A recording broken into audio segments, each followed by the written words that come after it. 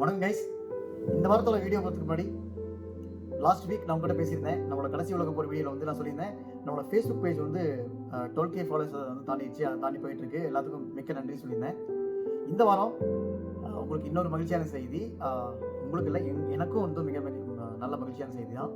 ஃபேஸ்புக்கில் நம்ம வந்து 13K, அதாவது வித்தின் அந்த ஒரு 4-5 டேஸ் கேப்லேயே வந்து நம்மளோட ஃபேஸ்புக் பேஜ் அனதர் ஒரு 1000K ஃபாலோவர்ஸ் வந்து 1000 ஃபாலோவர்ஸ் வந்து ரீச் பண்ணியிருக்கு. அதுக்கு வந்து உங்களோட சப்போர்ட்டுக்கு மிக்க நன்றி. மேற்கொண்டு உங்களோட சப்போர்ட்ஸ் வந்து எங்களுக்கு கொடுங்க. இந்த 13Kங்கிறது வந்து இன்னும் 30K 130K அப்படியே போய்ட்டுருன்னு நான் வந்து ஆசைப்பட்றேன். கண்டிப்பாக அந்த விஷயம் நடக்கணும்னு எனக்கு நம்பிக்கை இருக்குது. வாங்க நம்ம இந்த வாரம் ரிவ்யூவோட போகலாம். நம்மளோட டிலைட் ரிவ்யூவில் இந்த வாரம் நம்ம பார்க்க போகலாம் மெய்யழகன். வாங்க அதுக்குள்ளே போகலாம்.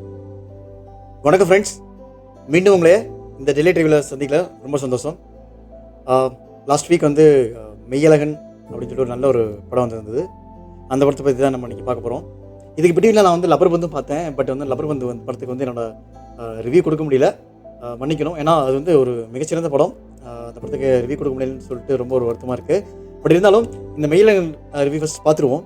பார்த்துட்டு இது மீன் டைம் நான் வந்து ரப்பர் பந்து படத்தோட ரிவ்யூ நான் வந்து உங்களுக்கு கொடுக்க முற்படுறேன். ஓகேங்களா? ஸோ இன்றைக்கி நம்ம பார்க்க போகிற படத்தோட ரிவ்யூ மெய்யழகன். மெய்யழகன் பற்றி சொல்ல போனோம்னா, இப்போ அது வந்து ஒரு எப்படி சொல்கிறது, டைரக்டர் பிரேம்குமார், அதாவது 96 சொல்லிட்டு ஒரு படம் எடுத்திருந்தார். அந்த படமே வந்து ஒரு திருட்டு கதை அப்படின்னு சொல்லிட்டு அவர் மேலே நிறைய குற்றச்சாட்டுலாம் வந்தாலும் அதை வந்து அவர் வந்து எப்படி சிறப்பாக கையாண்டார், அதெல்லாம் வந்து அது வந்து அவரோட கதைன்னு சொல்லிட்டு ப்ரூவ் பண்ணி அதை வந்து எக்ஸிக்யூஷன் நல்லா பர்ஃபெக்டாக பண்ணியிருந்தார். ஸோ அந்த எக்ஸிக்யூஷன்லேயே தெரிகிறப்பே, அந்த எக்ஸிக்யூஷன் பார்க்குறப்ப உங்களுக்கு தெரியும் அது வந்து அந்த கதை வந்து அவரோட தான் இருக்கும். அது இல்லாமல் வந்து அவர் வந்து ஒரு விஷயத்தை வந்து ரொம்ப அழகாக வந்து கன்வே பண்ண முடியுங்கிறத வந்து 96 படத்துலேயே வந்து அவரை வந்து ப்ரூவ் பண்ணிட்டார். ஸோ அதுக்கடுத்து இந்த மெய்யழகன் அப்படி இந்த படத்தோடைய ரிலீஸில் பார்க்கணுன்னு பார்த்தோம்னா, ஒரு அதிக ஒரு பில்டப்போ ஒரு அதிக ஒரு வந்து எக்ஸ்பெக்டேஷனும் இல்லாமல் இருந்தது இந்த படத்துக்கு. சடனாக வந்து ஒரு படத்தோட ரிலீஸ் டேட் போட்டு அதை ரிலீஸ் பண்ண மாதிரி இருந்தது. ஏன்னா படத்துக்கு வந்து அதிக ப்ரொமோஷன்ஸோ அதிக ஒரு இதுவே இல்லாமல் இருந்தது. ஒரு நல்ல படத்துக்கு வந்து ப்ரொமோஷன்ஸ் வந்து தேவையில்லைங்கிறதுக்கு வந்து இந்த மெய்யழகன் வந்து ஒரு மிகச்சிறந்த உதாரணம். என்ன சொல்கிறதுனா, எப்படி 96 படம் வந்து உங்களுக்கு வந்து ஒரு ஸ்லோ போன் அப்படியே ஒரு மூவியாக போச்சோ, அதே மாதிரி தான் இந்த படமும் மெய்யழகனும் ஒரு ஸ்லோ போன் மூவியாக தான் உங்களுக்கு போகும். ஒரு மிகச்சிறந்த கண்டிப்பாக வந்து உங்களுக்கு வந்து ஒரு ஃபீல் குட் என்டர்டெய்னராக தான் கண்டிப்பாக இருக்கும். இந்த 2024 ரிலீஸ் ஆன ஒரு சில படங்களில் மெய்யழகனும் வந்து கண்டிப்பாக வந்து ஒரு மிகச்சிறந்த படமாக இருக்கும். ஈவன் தோ இந்த இன்னொரு 4 மந்த்ஸ் இருக்குது 2024 கம்ப்ளீட் ஆகிறதுக்கு. பட் இந்த 2024 கம்ப்ளீட் ஆகிறதுக்கு 4 மந்த்ஸ் இருந்தாலும் 2024 மிகச்சிறந்த படம் அப்படிங்கிற லிஸ்ட்டில், டாப் 10 லிஸ்ட்டில் கண்டிப்பாக மெய்யழகன் கண்டிப்பாக இருக்குங்க. நான் ஏன் அவ்வளோ ஷூர் ஷாட்டாக வந்து மெய்யழகன் வந்து 2024 ஒரு டாப் 10 மூவிஸில் இருக்குன்னு சொல்லலாம். படம் வந்து ஒரு நல்ல ஒரு ஃபீல் குட் என்டர்டெய்னருங்க. ரொம்ப நாள் ஆச்சு தமிழ் சினிமாவில் இப்படி ஒரு படம் ரொம்ப ஒரு ஃபீல் குட் என்டர்டெய்னர் வந்து. அண்ட் ஒன்மோர் விஷயம் வந்து படத்தில் வந்து நிறைய உங்களுக்கு ஃபைட்டோ அப்படி இப்படி எதுவுமே இல்லை. 2 பேரோட உரையாடல் தான் படங்க. அவங்க நடக்கிற ஒரு அந்த ஒரு கேரக்டர் இருக்கும், எப்போவுமே தொண்ணு பேசிட்டே ஒரு கேரக்டர், அதுதான் நம்ம கார்த்தி. ஓகேங்களா? இந்த படம் வந்து இன்னொரு விஷயம், இந்த கேரக்டருக்குள்ளே போகிறதுக்கு முன்னாடி நான் ஒரு விஷயம் உங்களுக்கு சொல்லணும். இந்த படம் வந்து உறவுகளோட முக்கியத்துவத்தை அதிகம் பேசுறதுனால, அதாவது இந்த ரிலேஷன்ஸ் சொல்லுவாங்கள்ல, அதோட முக்கியத்துவத்தை அதிகம் பேசுறதுனால வந்து நிறைய பேருக்கு வந்து படம் கனெக்ட் ஆகலை. ஏன்னா இப்போ இருக்க கரண்ட் ரிலேட்டிவ்ஸ்லாம் அப்படி தான் இருக்காங்க. ஆனால் ஒரு சிலர் இல்லாட்டியோட முக்கால்வாசி பேர் அப்படி தான் இருக்காங்க, இல்லைங்களா? நம்ம கூட யாரும் அதிகமாக ஒட்ட மாட்டாங்க, பட் ஜஸ்ட் ஒரு பேச்சுக்குன்னு சொல்லிட்டு கூடவே இருப்பாங்க. அப்படிங்கிற மாதிரி இதை தான் இருக்கான்னு சொல்லிட்டு இப்போ இருக்க கரண்ட் ஜென்ரேஷனோட பீப்புளெலாம் வந்து நினைக்கிறாங்க. ஸோ இந்த படம் வந்து அந்த ஒரு விஷயத்தில் கனெக்ட் ஆகாமல் இருக்கலாம். படம் நீங்கள் அப்படி பார்க்காம இந்த படத்தோட பார்வை நீங்கள் எப்படி பார்க்கலாம், உங்கள் கூடயே வந்து எப்பயுமே ஒரு கேரக்டர் இருக்கும், சும்மா தொண்ணு பேசிட்டே இருக்கும். அவங்களுக்கு வந்து நம்மளாம் ரொம்ப பிடிக்கும். பட் நாமனா அவங்களை கண்டாவே வந்து எரிச்சலாகும். அவங்களை கண்டாவே அப்பா இவன் விட்டா போதுண்டா, உடனே கிளம்பிடலாம், ஜம்ப் ஆயிடலாம் அப்படிங்கிற மாதிரி இருப்போம்ல.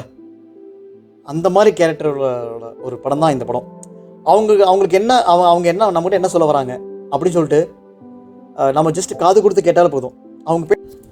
அவங்க லைஃப்பில் வந்து நம்ம எந்த அளவுக்கு முக்கியத்துவமான ஒரு ஆள் அப்படிங்கிறத வந்து ஜஸ்ட் நம்ம வந்து அவங்க சொல்கிறத திருப்பி பேசணும், அவங்க கேட்டதுக்கு பதில் சொல்லணும் அப்படின்லாம் தேவையில்லை. ஜஸ்ட் கூட இருந்து அவங்க சொல்கிறத காது கொடுத்து கேட்டாலே போதும், அவங்களோட முக்கியத்துவத்தை நம்ம உணர்ந்துடும். இதுதாங்க ஒரு சின்ன ஒரு நாட்டு. நம்ம இப்போ இருக்க ஒரு இயந்திர வாழ்க்கையில் வந்து நம்ம யாரையுமே வந்து அந்தளவுக்கு அதிகம் கண்டுக்கிறது இல்லை. அட் த சேம் டைம் நாம் வந்து நம்மளோட வாழ்க்கைங்கிற ஓட்டத்தில் வந்து ஓடிக்கொண்டே தான் இருக்கும். அதை விட்டுட்டு இப்படியும் ஒரு இது இருக்குது. மீன்ஸ் நம்மளை சார்ந்த ஒரு சில பீப்புள் இருக்காங்க. நம்மளை வந்து அதிகமாக வந்து மனசில் வச்சுக்கிட்டு நம்ம வந்து அதிகமாக வந்து விஷயங்களை வந்து நம்மளை பற்றி யோசிச்சுக்கிட்டே இருக்கிற கேரக்டர்ஸும் இருக்காங்க. அப்படிங்கிறத பற்றி தான் இந்த படம் வந்து அதிகமாக எடுத்து சொல்லுது. மேற்கொண்டு என்னங்க, இந்த படத்தை பற்றி நம்ம நிறைய பேசலாம். இது வந்து அதிக ஒரு ஃபீல் குட் என்டர்டெய்னர் தான்.